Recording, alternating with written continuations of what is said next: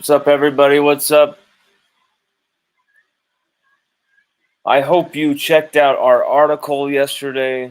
It was more definitive and complete than our 15-minute post-game show, which we had to cut short. I apologize for that.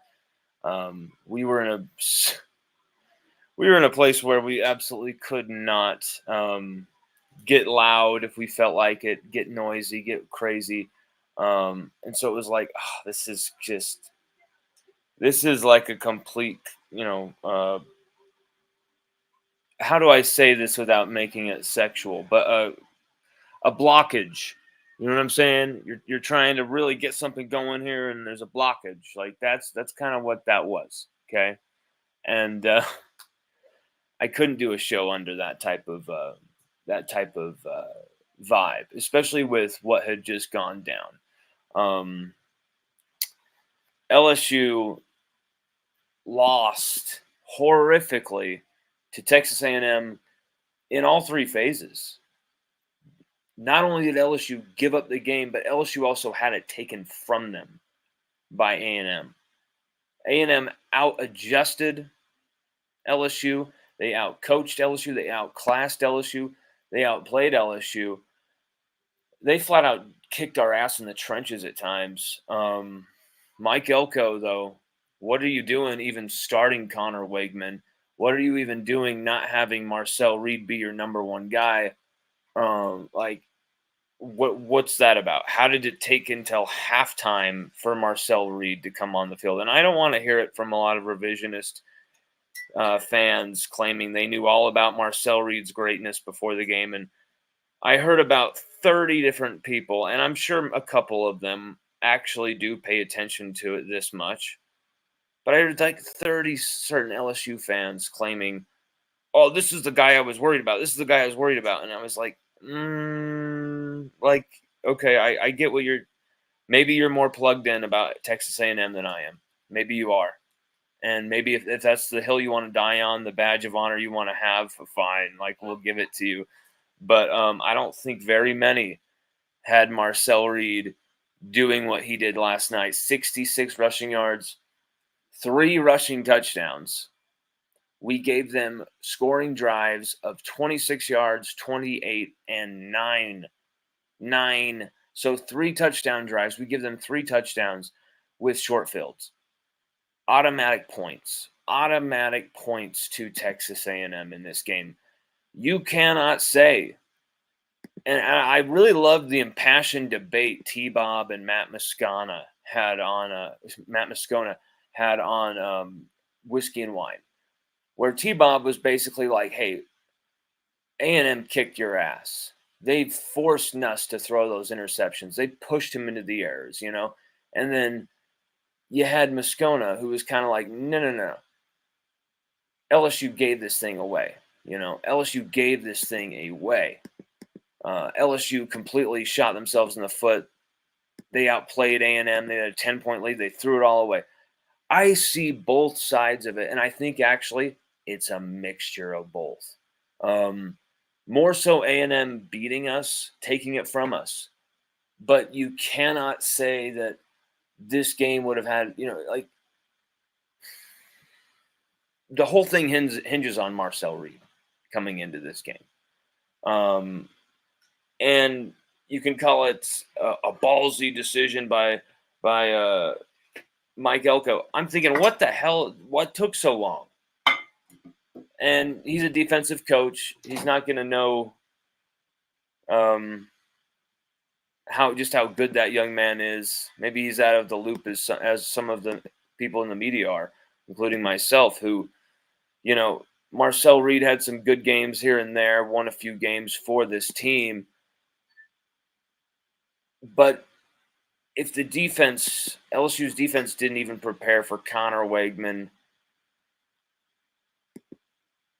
for Marcel Reed, how did the media, how did the common fan, absolutely know and be aware of Marcel Reed and what he could do to this defense with his dual threat capabilities? I understand. Maybe you're more plugged in, but I think for the most part, what he did last night blindsided a lot of people. And that's kind of the reaction, the honest reaction I'm getting from most analysts, most podcasters. It's just a lot of kind of fans who, I knew this team sucked. I knew this team was this, blah, blah.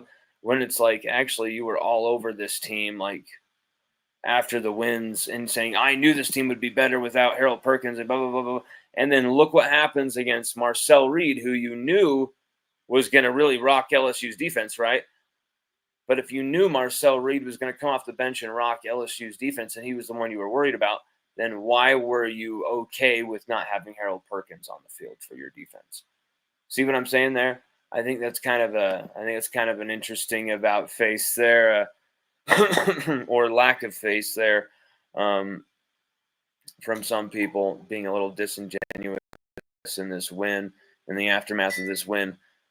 I mean, by A&M really just pounding LSU, skull dragging LSU throughout the second half. 31-6 outscored LSU, literally taken out back and beaten it's literally like we were the dude who walks into the frat house and kicks some ass, but like does it to show off to a girl. So we're kind of like, we punch the dude in the face and we're kind of like, yeah, that's right, bro. Like we're fist bumping some people. We're like, yeah, that guy had it coming. Yeah. And then you're kind of like, you lose your edge. You're walking out. You think everything's fine. You think you're such a top dog that you just put that dude in his place with a punch in the face that would make the Pope bow before you. So you think, okay, he's not gonna. We're fine. We're good. And then that dude comes out of nowhere and just starts, gutting you from behind, literally with some type of instrument. Very painful moment, very terrible moment of reality. Of, oh my God, this is just happening. I thought I had taken care of this thing. We were up by 10 points. We were just going to kind of coast to victory here with 100, field goal attempts in the red zone, completely getting stymied. We'll be fine, right? Being very conservative on offense at all times. We'll be fine, right? Ignoring the giant gaping hole in the middle of the field every time you throw the football there. Ignoring the plays a dude like Aaron Anderson made where he goes for 76, or any time you throw over the middle to Mason Taylor, he's making plays after the catch. Anytime you throw over the middle to Kyron Lacey even. And you finally did it with Aaron Anderson, and look what he did. Goes for 76 yards, but you put the whole game on Nussmeier, and only Nussmeier, to win and deliver victory for LSU when you can only generate 24 rushing yards from 23 carries. I don't care if you're playing A&M in 2024 or the 85 Bears. This is LSU football, and you better get the ball running. That's not LSU football if you cannot run the football. If you cannot play defense, if you cannot run the football, it is not LSU football. It is a fraud. It is a fraudulent enterprise. I think a lot of fans would agree with me on that.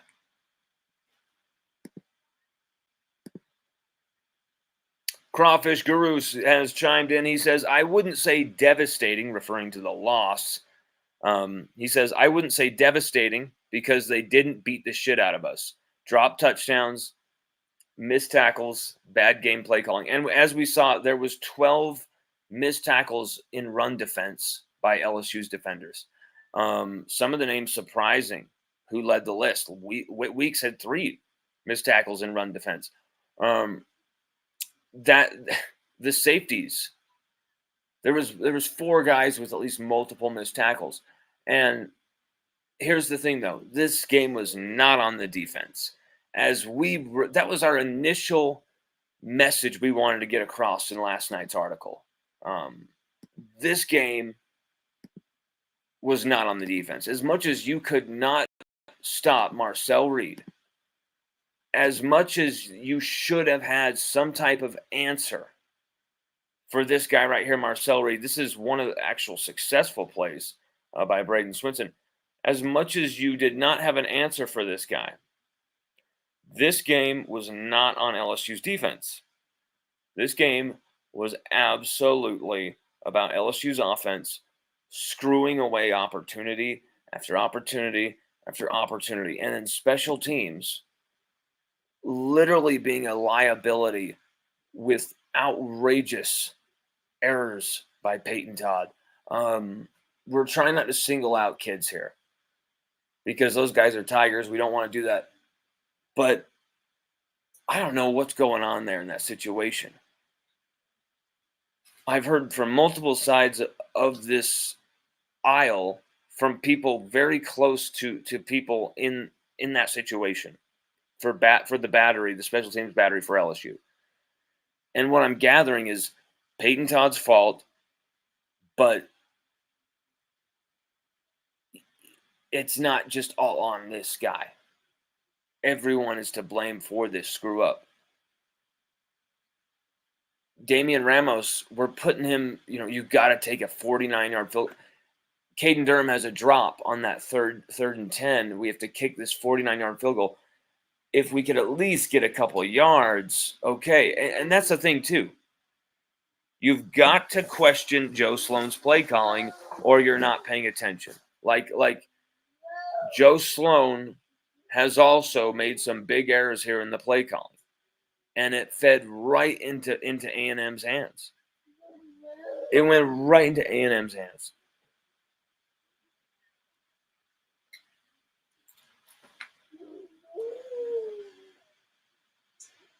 A&M literally savaged LSU. Made us make mistakes, forced us into mistakes, kicked our ass left, right, and center, pressured us, harassed us. And this was all in the second half. It was two different games. The first half is LSU piss-puttering around with a chance to really go up like 31-7 in a first half where A&M are so stupid they're playing Connor Wegman instead of Marcel Reed, who just did that to LSU. So I'm left wondering, like, what is this about? Why is this 17-7? Why are LSU incapable of putting this away? And I felt a fear at 17-7. This is what happens when you let a team hang around. Even in the SEC, no matter what you want to say about Texas A&M, if you want to say they were lucky, if you want to say LSU threw the game away, if you want to say they didn't deserve it, whatever you want to say, I think A&M came out in that second half and absolutely hoodwinked LSU. And I believe I said as much in the postgame. That was my initial reaction was, oh my God, they just pulled a fast one on us.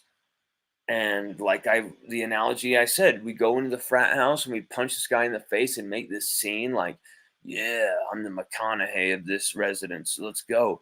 And then you're walking out with the hottest chick in the room, like, let's go, baby. And then this dude starts just gutting you from behind. And the whole thing just turns on you. And this is what happened to LSU. You had all these great plays in the first half where Lacey's making these type of brilliant catches. Lacey had 3 catches for 83 yards in the first half alone. But then again, he had these drops. He had these moments where, what's going on here, bro? Third downs, key downs. He's dropping the football again. LSU had 4 drops, all of them key. Aaron Anderson dropped 1. Caden Durham dropped 1. Kyron Lacey drops 2. Actually, no, 5 because Chris Hilton Jr. also dropped 1. Chris Hilton playing in his first LSU performance this season. And he actually had a nice 20-yard catch, 15-yard catch, something like that, on a third down, I believe. Big play for LSU. Other than that, we didn't really see much, and that's kind of what you expected. But this is when LSU's defense were running this game, y'all. Like, we were controlling this game. Look what we were doing. We're able to blitz. How did we not get an interception off of that play? You know, we didn't take advantage of the opportunities to really put up a sizable lead, which it turned out we were going to need every point of against this A&M team and Marcel Reed and their big-time second-half comeback. LSU, we folded. We folded. And you know, Nussmeier, he gets his ankles stepped on here by Miles Frazier, by his own offensive lineman, and this is a situation that, see it right there, that's something that could have really affected his passing game against A&M as well. But look at that. Lacey, I get that the guy gets a piece of it, but that's after it's already out of Lacey's control and possession. Lacey's got to bring that thing in. That's in his breadbasket. No one is catching it. Right here. Boom. And he's got it, like, it hits his helmet. It hits the face mask. That's just unfortunate, you know. Like, Lacey's got to have it, though. He's a receiver. He's got to have that thing, man. Great, you know, we want to dog A&M and shit on A&M, and I hate A&M too. I get it. They kind of lucked into this in a way with playing Connor Wagram for an entire half where they could have been down 31-7 realistically, not joking around. LSU had a 10-point lead that they gave away, but they threw away 12 points from field goals. And that's just for starters. There's other drives LSU threw away. 9 total drives. Ferris Bueller was absent 9 times. 9 total drives pissed away by LSU in this game. 6 terrible offensive line penalties. 4 missed field goals. Well, 3 missed field goals and a 4th one where you couldn't even get the thing off. Bad handle. God, we misspelled Nussmeier's name, and we apologize there. Bye. That was obviously unintentional. We know how to spell Nussmeier, but that was, don't like that. We fixed the error, though. Nussmeier throws for over 400 yards. That's great, but 2 touchdowns, only 9 completions in the entire second half for Garrett Nussmeier. Just 9 completions. Just 9 completions after having 16 in the first half. 16 in the first half from Nussmeier. He's dealing it 259 yards. And then he completely collapses in that second half. 3 interceptions. And you know what? It's very interesting, the timing-wise. Nussmeier's play starts to plummet, passing the ball in this game after he gets his foot absolutely crushed by Miles Frazier going into halftime. This is a game where LSU, I mean, right there, it should be 20-7, right? But you go back and you look at the film, and LSU are putting every situation to the utter, maximum, stretching every situation clear. That rubber band is about to snap, Okay, we're going to ask Damian Ramos, a guy who, will bury everything at 45, 40. We're going to ask him to take a 49 to 48 yarder at Kyle Field, A&M, just bearing down on you. Like, you got to be kidding me. You put this guy in the absolute craziest situation. If there was any hesitation on the snap, any pause on the hold, any poor angles on the hold, when you're putting it down into that ground, any screw ups, and that's what happens.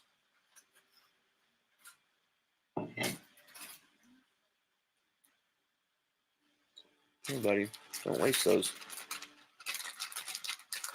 It's a damn shame because here's the thing. Slade Roy, Damian Ramos have been two of LSU's most solid, consistent performers in the Brian Kelly era. Both have been, doing damn good since 2022.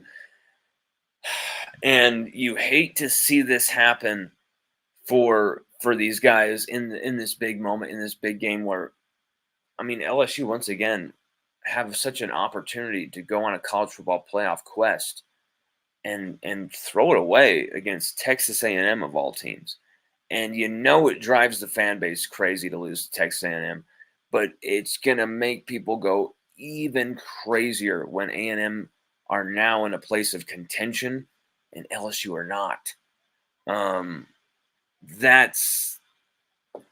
It doesn't feel good at all, does it? It feels terrible to know that A&M just, basically bent us over, pulled the pants down, and just started just destroying us with some type of bludgeoned object, just bam, right on the ass, right for the whole community to see, just like beating the shit out of our butt.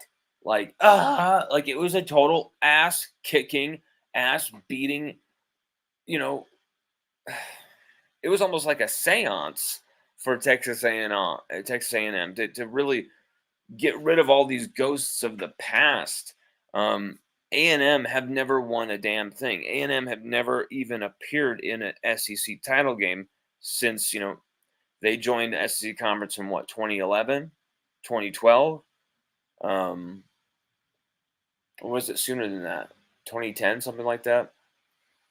But still, they've never been anywhere close to, the Cotton Bowl that year with Johnny Manziel, having Johnny Manziel win a Heisman Trophy. That's as far as they've gone. That's as big time as they've had. This was like a fucking Super Bowl for Texas A&M. And they kicked LSU's ass. And you cannot do anything but give them credit and say, you know what? Damn, we got obliterated. And just admit it and move on, because I don't know what this game was. Not a complete wash where there's just nothing positive from LSU. But when you pride yourself on being a second half team in the Brian Kelly era, being a team that can, face adversity, face against, all the odds, and come back in games, have a lot of double-digit comeback victories, all this stuff. It might not be clean, it might not be perfect, it might not be on everyone's time, but we're going to compete in that second half and most of the time win these games. But now you're starting to see a pattern where Brian Kelly's in these big games, whether it's A&M, Tennessee in 2022, A&M in 2022, USC to open the season, and we've seen kind of who USC is now, and my God, it makes our loss look even worse and worse and worse. Lincoln Riley will be lucky to have a job by the end of this season. So it's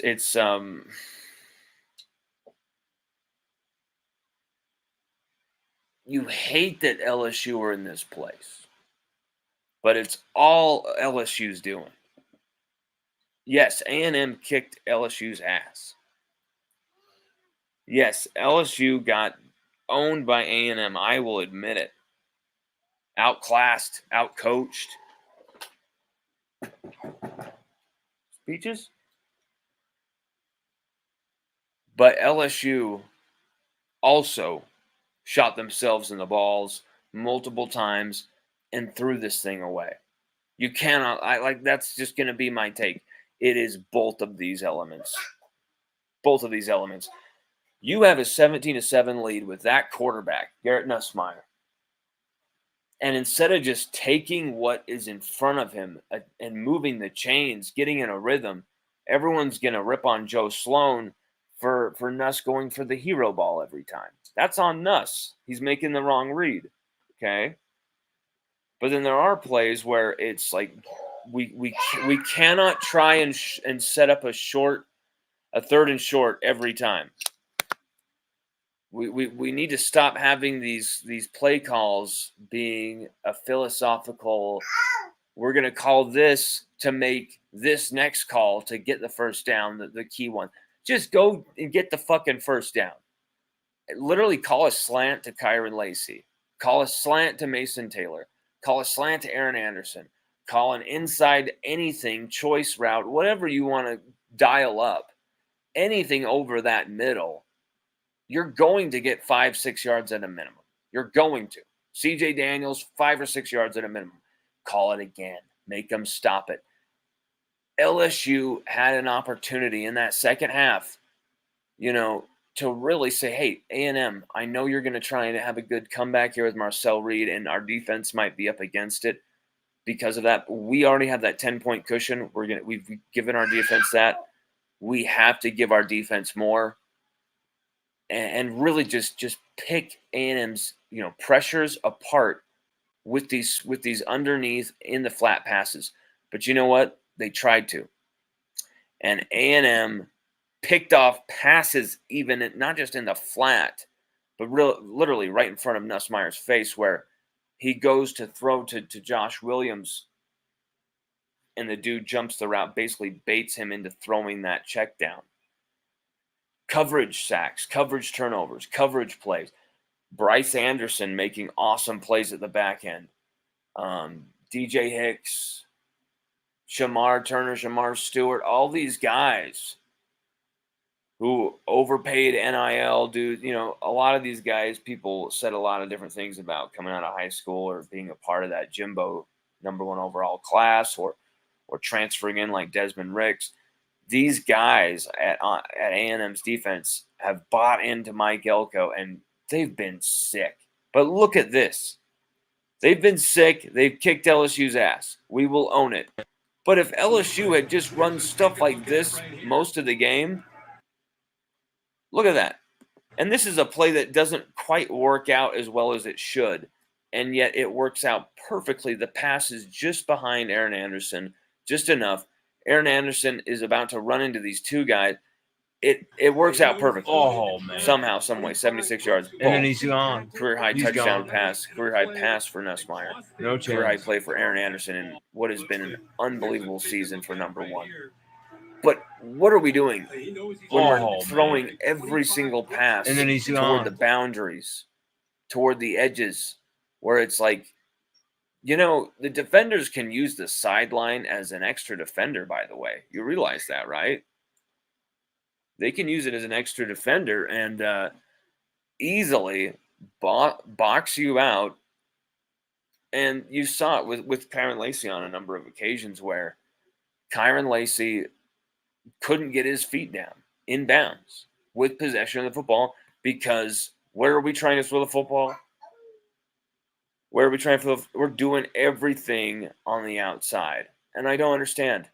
I really don't understand really why our offense does that.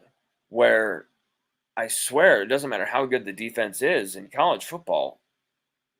Inside leverage means nothing. You're going to get burnt and turned like a just cracker jack in college football. I don't know why, but no one can defend over the middle passing. And if they can, it's like you're still allowing 7 or 8 yards at a clip, Samuel Mackey says, sucks to be a Tiger. Gig 'em.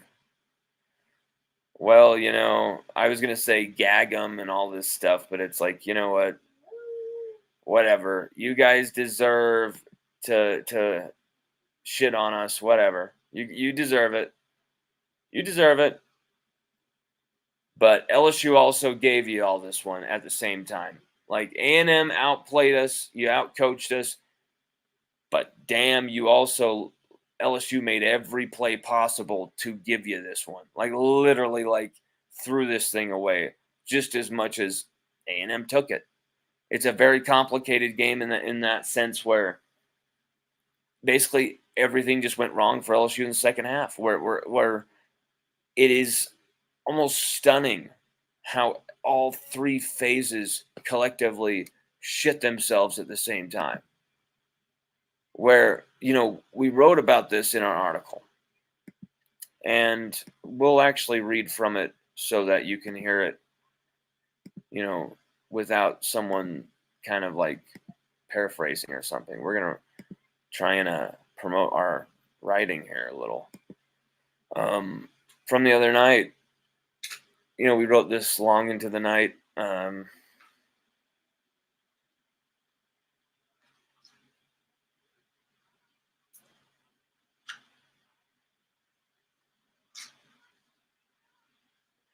Right here. If LSU played complementary football perfectly to a T against Arkansas, or showcased grit and toughness versus Ole Miss, where the Tigers' defense, offense, and special teams all worked in concert to help each other in all three phases, Saturday night's second half at Kyle Field will be remembered as a night where LSU played elementary, error-riddled football, suffocated by fear and hesitation, while offensive turnovers or special teams howlers sent a tired defense out there for extra possessions with their backs against the wall. Missed field goals or special teams handling errors gifting A&M glorious field position. This was a game of two startlingly different halves.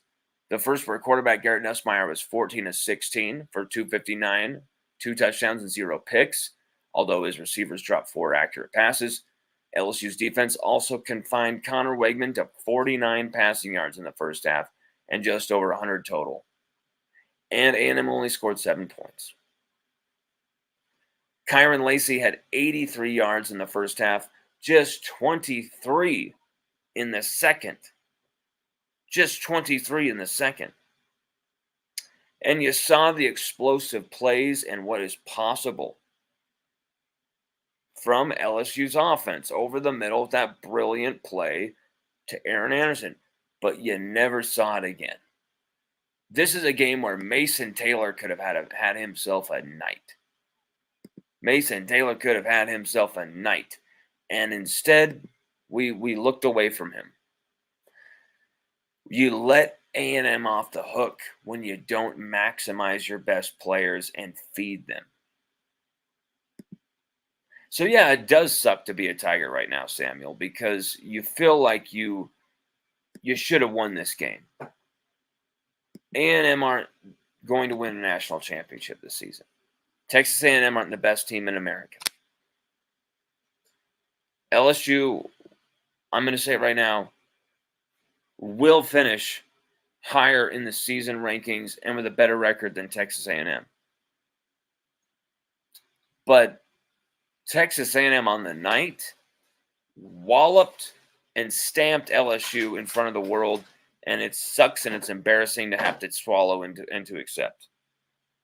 Because it should be something that you're like, I will never accept.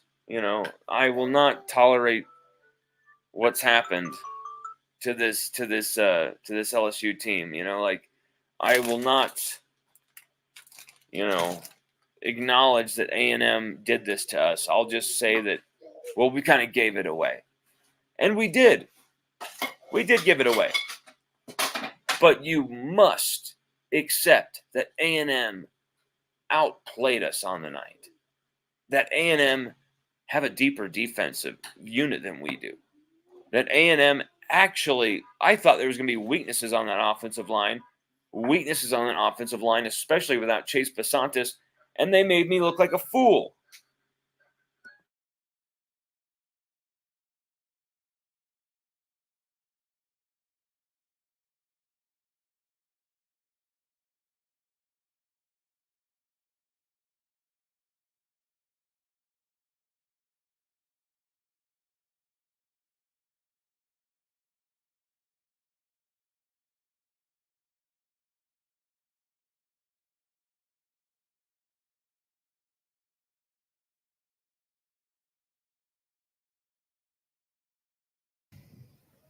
The reality of it is that's true, but I feel as though from a coaching standpoint, we need to help our team too. And I didn't feel like we had the answers necessary on defense nor on offense, to help our group out.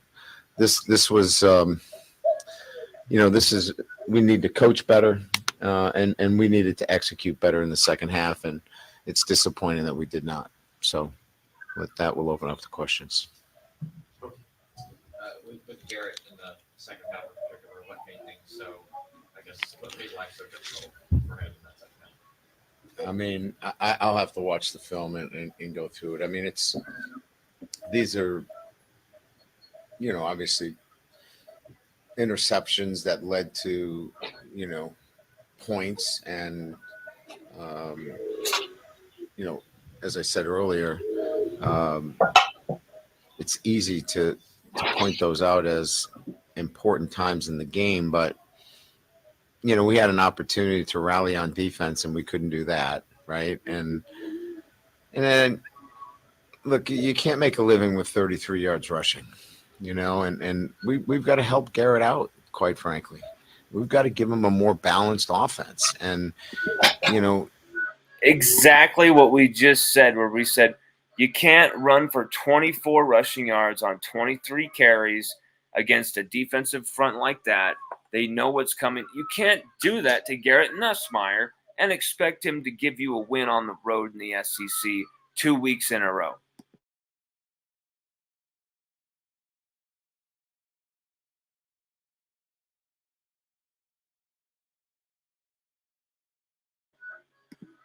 Here was more he from Brian can't Kelly. be that guy that's got to throw for 365 yards. There has to be more balance within the offense. And, we can go all night here and gang up on Garrett Nussmeier if we want, right? But the reality of it is we got to put him in a better situation and get more balance within the offense.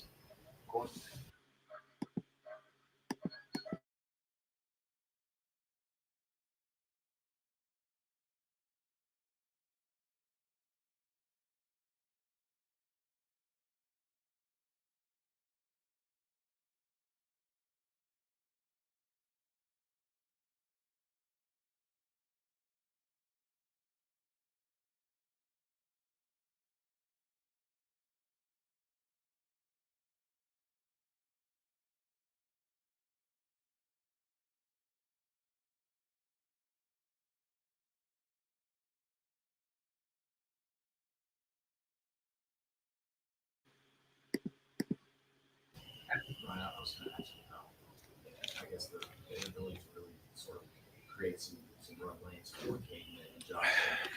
Can't really hear the question. Front, but was it a little disappointing to not see those? Yeah, I was disappointed. Yeah, I'm disappointed. I mean, I know Brad Davis is disappointed. I know Joe's disappointed. I know Frank is disappointed. I mean, that's not what we expected. We spent a lot of time on, our run game. We feel like we should be better there.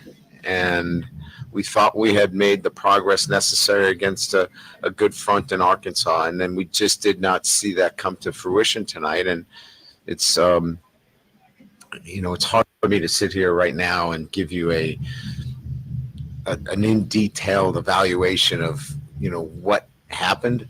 But we did not get the kind of production that would keep a Garrett Nussmeier from having to stand on his freaking head, at the quarterback position and making plays. He feels like he has to. And in a large degree, look, I get it, right? I mean, he's going to be, the guy that we all blame. I just don't think we give him enough balance within the offense, and it makes him vulnerable because he has to do so much. Oh my God. That's actually a great point from Brian Kelly there. And I think that stat right below, 24 rushing yards on 23 carries with Caleb Jackson, Caden Durham, Josh Williams. You got a veteran, you got a tested sophomore who should be taking that next step. You're not giving him the outside runs that you should be either on the play calling. You're screwing with Caleb Jackson there as well. You're not giving him enough carries.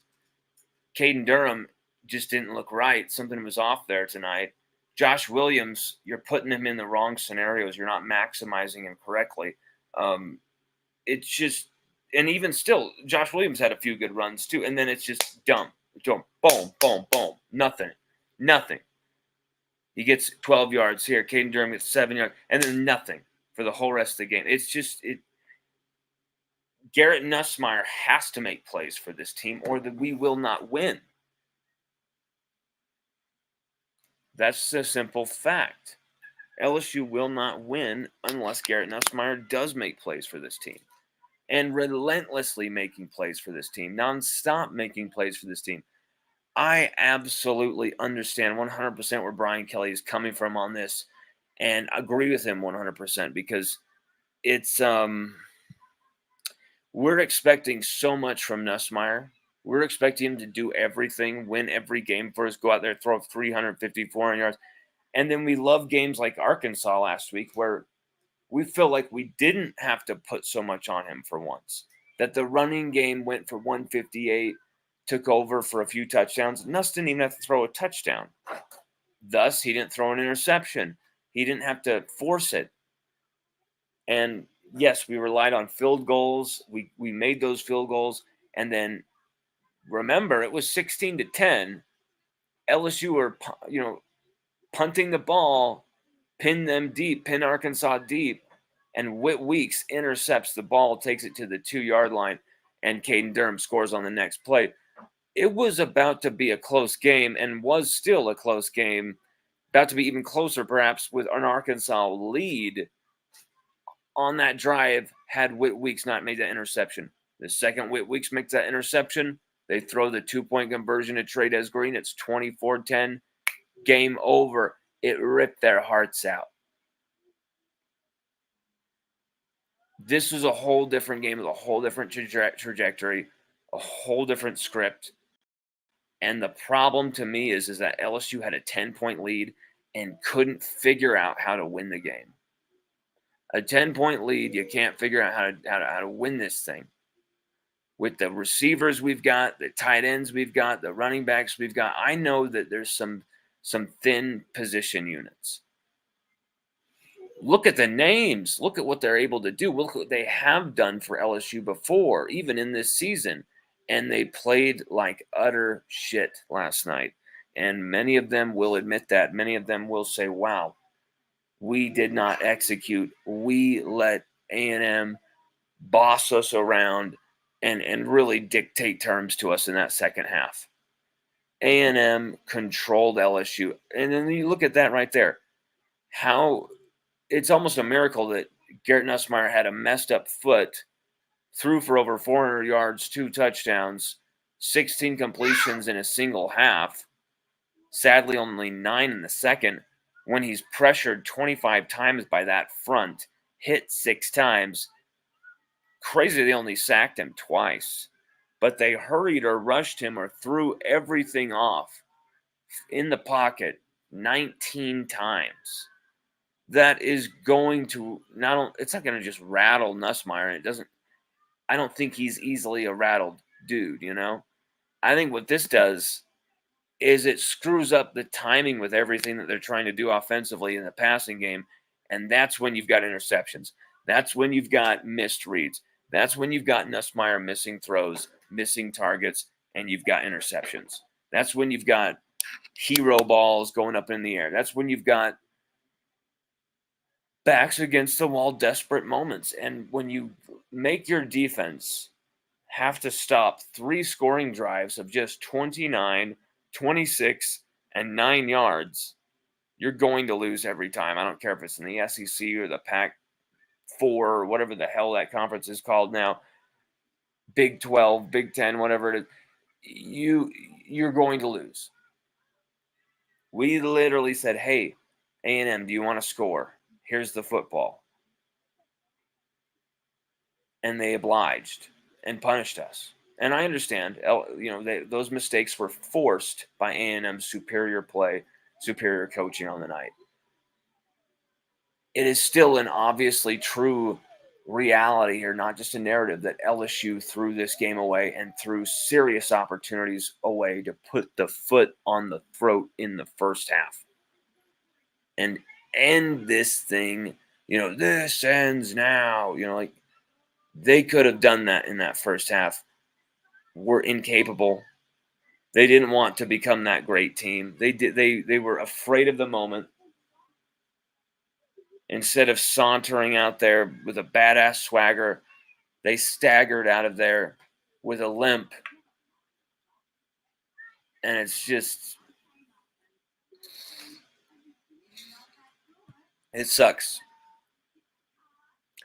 And it's not all on Brian Kelly. Fire Brian Kelly. Brian Kelly can't win the big game. I don't think that we have seen that come to fruition just yet. Does that mean that we have to commit 5 years to every head coach that we hire just because they have a $100 million 10-year contract? No.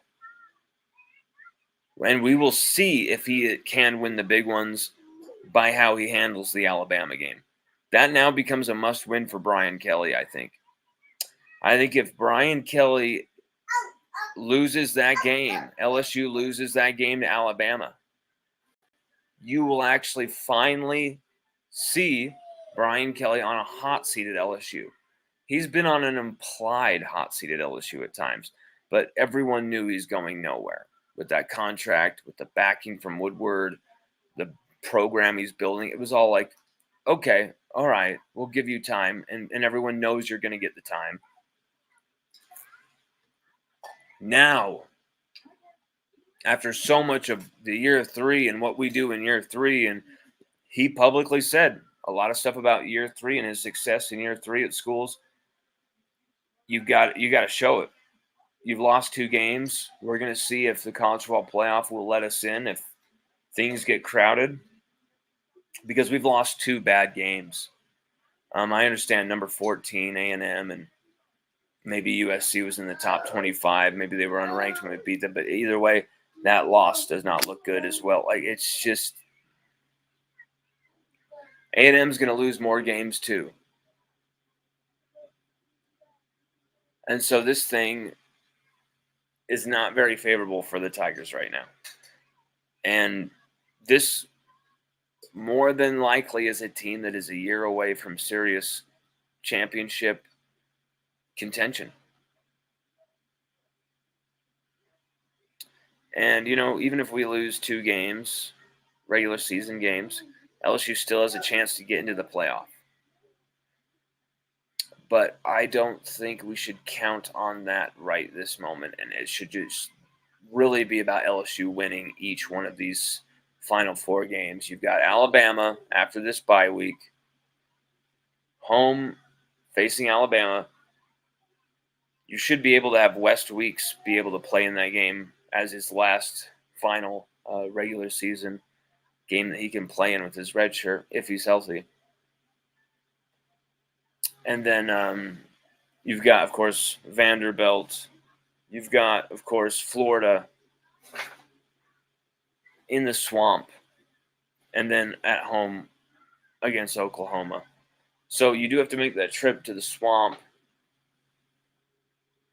But LSU should win these final 4 games, you would think. Florida, Oklahoma, Vanderbilt, Alabama, who already have 2 losses, but did destroy Mizzou 34-0. So it's a sticky time right now for Brian Kelly. If he does lose this game against Alabama, he will firmly be on the hot seat. And that would not be the way you'd want to go into the offseason.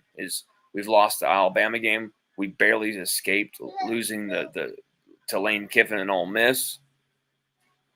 We almost lost to South Carolina. Now we've lost to Mike Elko and Texas A&M's backup quarterback, who threw 2 fucking passes on us, went 2 for 2 for 70 yards through the air, and he beat the brakes off of us.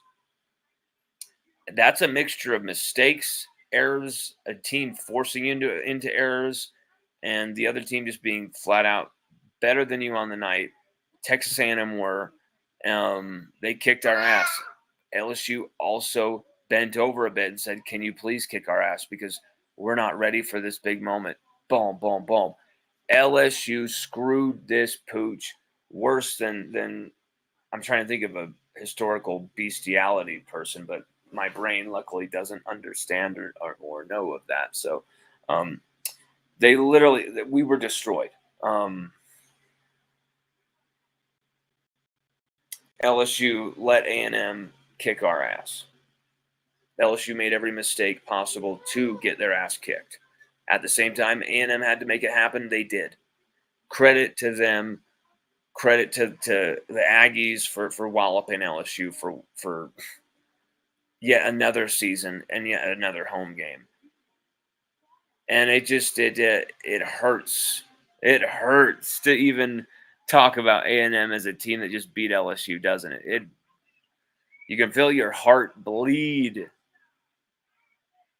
Anyway, everybody, we'll be talking about this. We'll be writing more about this. You will hear much more from LSU Odyssey in the next week. We have some crazy bye week plans in the brewing for you. So keep tuned to that. Follow us at Lon Phillips on Twitter. Go to LSUOdyssey.com and subscribe. Everybody, have a good one. Thank you for joining us.